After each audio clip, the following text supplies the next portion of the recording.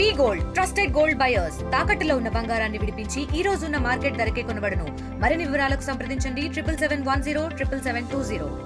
గంజాయి రహిత ఆంధ్రప్రదేశ్ నిర్మాణం కోసం కూటమి ప్రభుత్వం చేయని ప్రయత్నం అంటూ లేదు. అదేవిధంగా పోలీసులు కూడాను ఒడిశా సరిహద్దుల్లో ముమ్మరంగా తనిఖీలు నిర్వహించి ఎప్పటికప్పుడు గంజాయి పట్టుకుంటున్నా ఇంకా స్మగ్లర్లు మాత్రం కొత్త మార్గాలు వెతుక్కుంటూ ఆంధ్రప్రదేశ్ మీదుగా ఇతర రాష్ట్రాలు తరలిస్తున్నారు.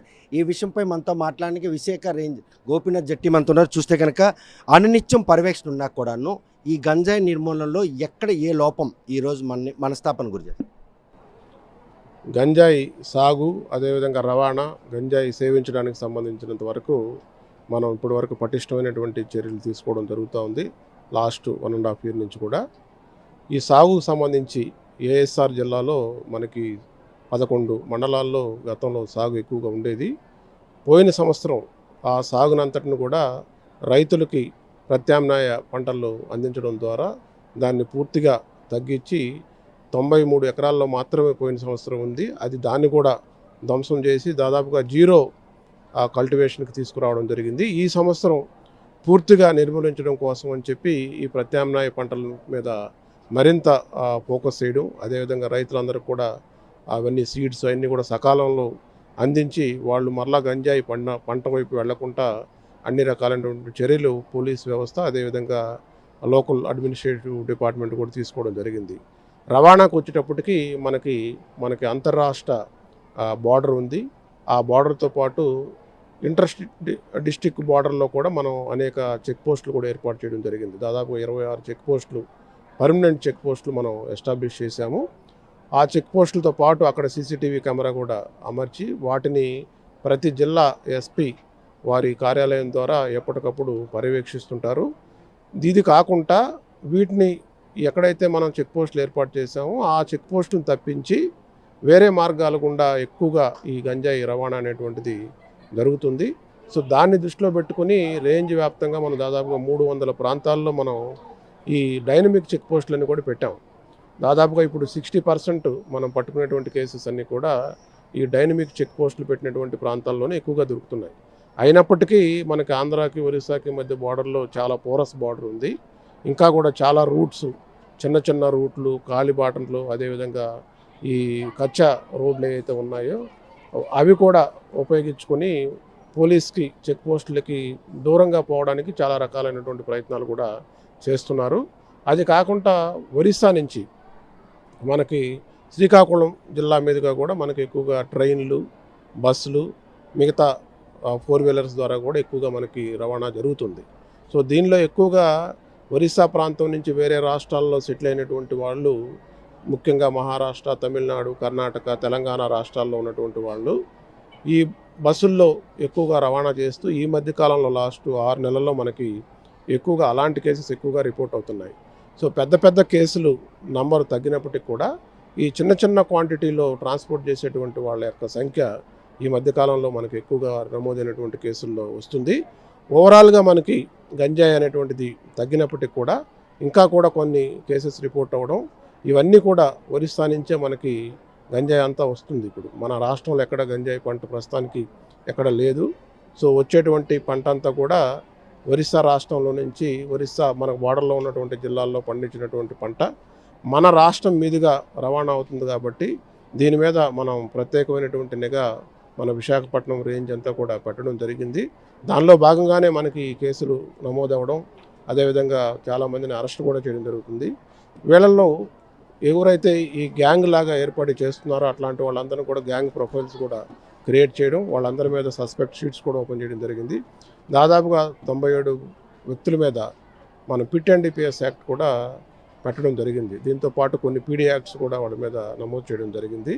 ఎవరైతే పెడ్లర్స్ కాకుండా కన్జ్యూమర్స్ ఉన్నారో వాళ్ళ మీద కూడా చట్ట ప్రకారం కేసులు నమోదు చేస్తున్నాం.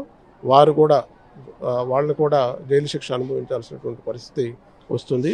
సో దీని ద్వారా విద్యార్థులకి స్టూడెంట్స్కి యువతకి ముఖ్యంగా తల్లిదండ్రులకు కూడా ఎవరైతే తక్కువ కాలంలో అదేవిధంగా ఈజీగా డబ్బులు సంపాదించాలనేటువంటి ఒక ఆశతో ఈ గంజాయి రవాణాలోనూ వాటిలో ఇన్వాల్వ్ అవుతున్నారో వాళ్ళ జీవితం అంతా కూడా ఒకసారి జైలుకి వెళ్తే జీవితం అంతా సర్వనాశనం అయిపోతుంది. కాబట్టి దాన్ని ప్రతి ఒక్కరు కూడా గమనించి గంజాయి జోలికి ఎవరు కూడా తాగడం కానీ రవాణా చేయడం కానీ పండించడం జోలికి వెళ్ళకూడదని చెప్పి విజ్ఞప్తి చేస్తున్నాను. విజయనగరం జిల్లాకు సంబంధించిన మత్స్యకారులు బంగ్లాదేశ్లో చిక్కున్నారు. ఇప్పుడే కేంద్ర పౌర విమానయాన శాఖ మంత్రి కూడా వాళ్ళని రప్పించేది కాదు. పోలీసుల పరంగా కూడా వారికి సంబంధించినటువంటి ఎటువంటి ఇది ఆ ఇన్ఫర్మేషన్ మనకు తెలిసింది. వాళ్ళు ఇంటర్నేషనల్ మ్యారిటైమ్ బార్డర్ దాటిన తర్వాత అక్కడ మన ఫిషర్మెన్ అని గుర్తించి దాన్ని మనకు కమ్యూనికేట్ చేయడం జరిగింది. మన రాష్ట్ర ప్రభుత్వం తరఫున కూడా వాళ్ళని మళ్ళీ వెనక్కి రప్పించడానికి కావాల్సినటువంటి అన్ని రకాలైనటువంటి చర్యలు తీసుకోవడం జరుగుతుంది. తుని ఘటన విషయంలో తల్లిదండ్రులు కానీ విద్యార్థులు ఏది స్కూల్ యాజమాన్యానికి ఏమి మనం సమాచారం సూచించేయదలుచు పోక్సోకు సంబంధించినటువంటి చిన్నపిల్లల మీద అత్యాచారాలు అనేటువంటివి ఈ మధ్యకాలంలో మనకు ఎక్కువగా రిపోర్ట్ అవుతున్నాయి.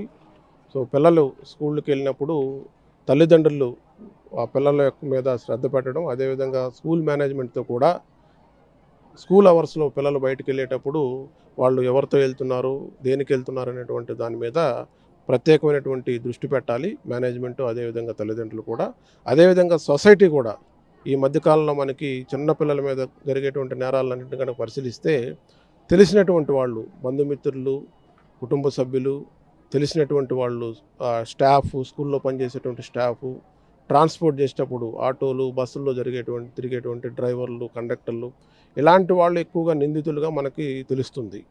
సో వాళ్ళందరికీ కూడా కౌన్సిలింగ్ ఇవ్వడం కూడా జరుగుతుంది. మనం పిల్లలకు కూడా గుడ్ టచ్, బ్యాడ్ టచ్ అనేటువంటి దాని మీద స్కూల్స్, కాలేజెస్లో అవేర్నెస్ ప్రోగ్రామ్స్ కూడా క్రియేట్ చేస్తున్నాం.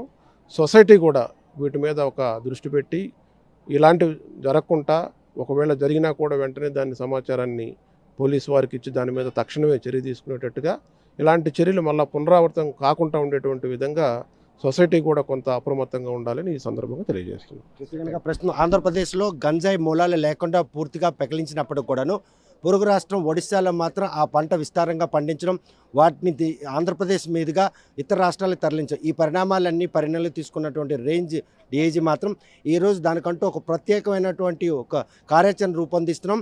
ఆంధ్రప్రదేశ్లో ఎలా అయితే గంజాయి సాగు లేకుండా చేశామో ఒడిశా ప్రభుత్వంతో కూడా మాట్లాడి ఒడిశా సరిహద్దుల్లో కూడా గంజాయి సేద్యం చేస్తున్న వారిపై కూడా కఠిన చర్యలు చేపట్టాలి. ఆ రాష్ట్ర ప్రభుత్వంతో పాటు ఆంధ్రప్రదేశ్ కూటమి ప్రభుత్వం కూడా ఈ విషయంపై సీరియస్గా తీసుకోవాలి.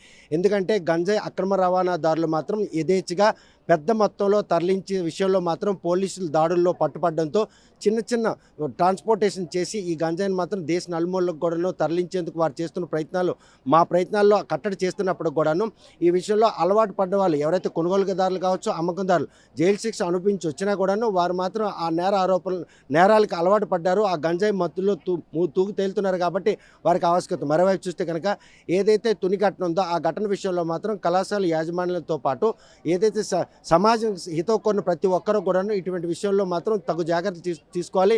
ఎవరైతే ఇటువంటి మైనర్ బాలికలపై అంటే అత్యాచారాలు పాల్పడుతున్నారో వారందరూ కూడాను, నిందితులంతా కూడాను ఆటో డ్రైవర్లు, అదేవిధంగా నేర ప్రవృత్తి గల వాళ్ళందరి విషయంలో మాత్రం పోలీసులు సమాచారాన్ని కోరుతున్నారు. మరోవైపు చూస్తే కనుక విజయనగరంకి సంబంధించినటువంటి మత్స్యకారులు బంగ్లాదేశ్ సరిహద్దుల్లో చిక్కిపోయారు.